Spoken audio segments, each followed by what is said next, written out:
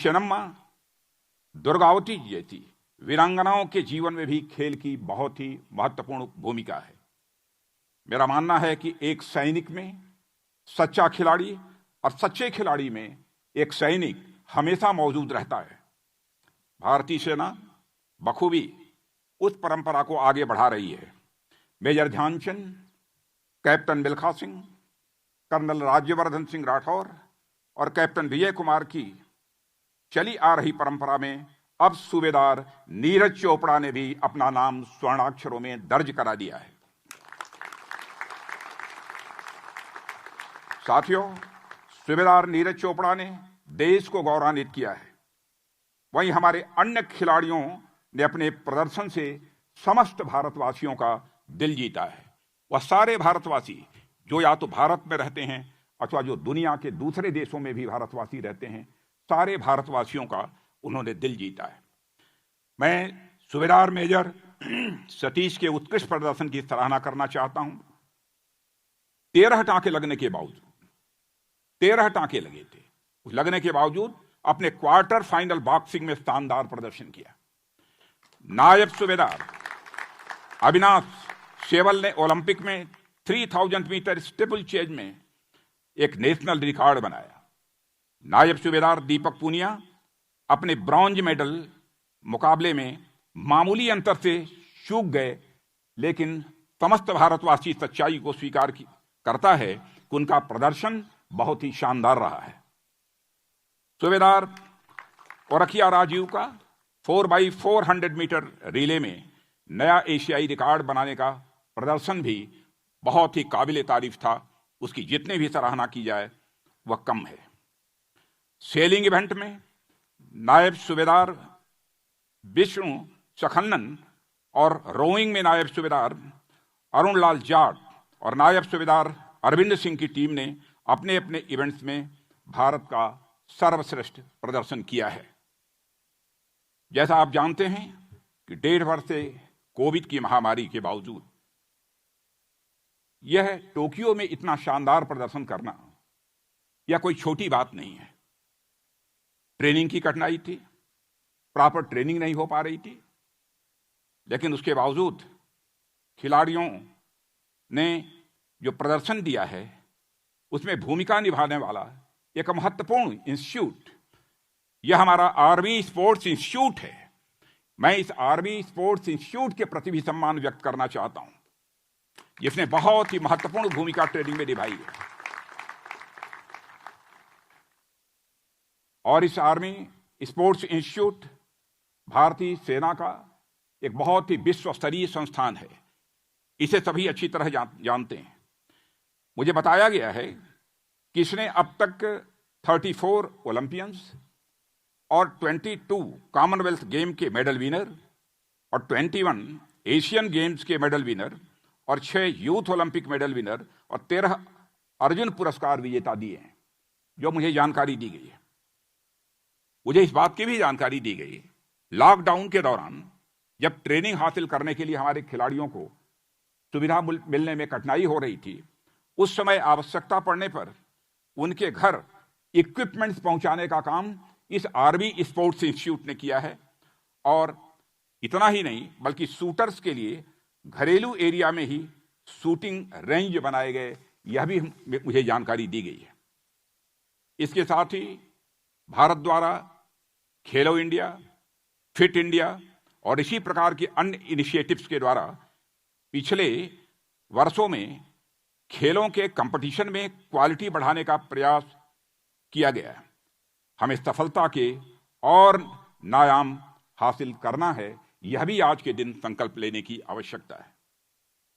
इन प्रयासों के परिणाम पिछले कॉमनवेल्थ गेम्स जो 2014 और 2018 में हुए थे और एशियन गेम्स जो 2014 और 2018 में हुए थे, उनमें देखने को मिले।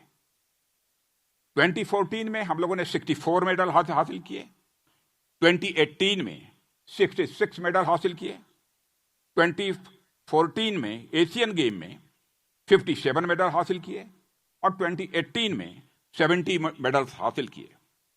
खेल कूद में मेडल्स का महत्व तो है, लेकिन ज्यादा महत्व इस बात में, इससे व्यक्तित्व का सर्वांगीण विकास होता है, पर्सनालिटी का एक कंप्रिहेंसिव डेवलपमेंट होता है। इस सच्चाई को भी कोई नकार नहीं सकता। अब समय आ गया है कि हम सभी प्रकार के खेलों को महत्व दें। महिलाएं भी लगातार खेल में बेहतर प्रदर्शन कर रही हैं, इन्हें और प्रोत्साहित किए जाने की आवश्यकता है, ऐसा मैं महसूस कर रहा हूं।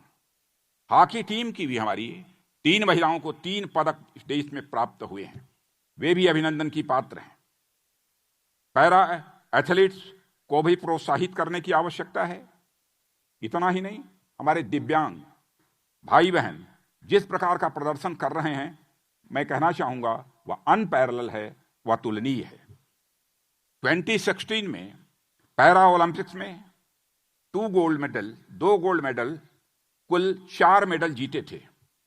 मित्रों, किसी भी एथलीट के जीवन में सबसे महत्वपूर्ण क्षण होता है जब वो हाथ में तिरंगा पकड़ता है। इसका अनुभव इस बार सूबेदार नीरज चोपड़ा ने टोक्यो में किया होगा। मैं समझता हूं कि जब सूबेदार नीरज चोपड़ा को गोल्ड मेडल देते समय टोक्यो में राष्ट्रगान बजा, तब एक एक भारतीय का सीना चौड़ा हो गया था। आज इस मंच से इन तमाम खिलाड़ियों से कहना चाहूंगा कि आप केवल एक खिलाड़ी नहीं हैं, बल्कि देश के युवकों के आप एक लीडर भी हैं। लीडर की जिम्मेदारी होती है फॉलोअर्स को सही दिशा देना। संकल्प लें, आज हम सबको संकल्प लेने की आवश्यकता है कि भारत को हम आने वाले दिनों में एक स्पोर्ट्स पावर बनाएंगे। यह हमारा संकल्प आज लेने की आवश्यकता है। और मैं आश्वस्त हूं इन खिलाड़ियों को देखने के बाद कि निश्चित रूप से हमारा यह संकल्प पूरा होकर रहेगा। हमारे प्रधानमंत्री जी ने खेलों में जो रुचि दिखाई है वह अद्भुत है। लंबे अरसे से भारत की राजनीति में मैं अपनी भूमिका निभा रहा हूं, लेकिन मैं कह सकता हूं कि इस बार के प्रधानमंत्री श्री नरेंद्र मोदी जी ने जिस प्रकार की भूमिका निभाई है वह अप्रत्याशित है, अकल्पनीय है। जिस तरीके से उन्होंने देश के खिलाड़ियों के हौसले में अफजाई करने की अपनी तरफ से कोशिश की है। जो हमारे यहां पर मौजूद हैं सारे खिलाड़ी, उनके साथ ब्रेकफास्ट, इतना ही नहीं उनके साथ इंटरेक्शन, आपने कई फोटोग्राफ्स न्यूज़पेपर्स में, समाचार पत्रों में और इलेक्ट्रॉनिक चैनल्स पर आपने देखे होंगे। मित्रों, मैं तो वह वक्त देख रहा हूं जब भारत को ओलंपिक होस्ट करने का अवसर मिलेगा। और मैं कहना चाहूंगा कि हमारे सभी ओलंपियंस जो थोड़े मार्जिन से चूक गए, चौथे स्थान पर रह गए या फाइनल में तो पहुंचे परंतु मेडल नहीं मिला, वे सभी हमारे लिए किसी विनर से कम नहीं है। अपने देश का ओलंपिक में प्रतिनिधित्व उन्होंने किया है, यह कोई कम गौरव की बात नहीं है। उन्होंने ओलंपिक में भारत का प्रतिनिधित्व किया है, इससे भी हम सब अपने को गौरवान्वित महसूस करते हैं। इस ओलंपिक में अब तक का सबसे बेहतर प्रदर्शन रहा है, लेकिन हमें संतुष्ट नहीं होना है, लगातार हमें आगे बढ़ते जाना है। हमारा हौसला बुलंद है, बाधाओं पर हम विजय प्राप्त करेंगे। परिश्रम और प्रयास के समान मित्र दुनिया में कोई नहीं है। कहा भी गया है कि नास्ति उद्यम समो बंधु। मुझे पक्का भरोसा है हमारा प्रदर्शन एक दिन विश्व में सर्वश्रेष्ठ होगा। इन्हीं शब्दों के साथ आप सबको बधाई देता हूं और भविष्य के प्रयासों के लिए भी अपनी हार्दिक शुभकामनाएं देता हूं। मैं सदर्न आर्मी कमांड के प्रयासों की भी सराहना करता हूं, जिन्होंने इस वर्ष बाढ़ और कोविड दोनों के दौरान हाई कॉम्बैट रेडीनेस, मानवीय सहायता और डिजास्टर रिलीफ इफर्ट्स की दृष्टि से भी प्रशंसनीय कार्य किए हैं। इन्हीं शब्दों के साथ पुनः ओलंपिक में पार्टिसिपेट करने वाले सभी खिलाड़ियों का स्वागत करते हुए और भविष्य के लिए भी अपनी हार्दिक शुभकामनाएं देते हुए, जिन्होंने अपने उत्कृष्ट प्रदर्शन से देश का और अपनी सेना का गौरव बढ़ाया, उनका धन्यवाद करता हूं।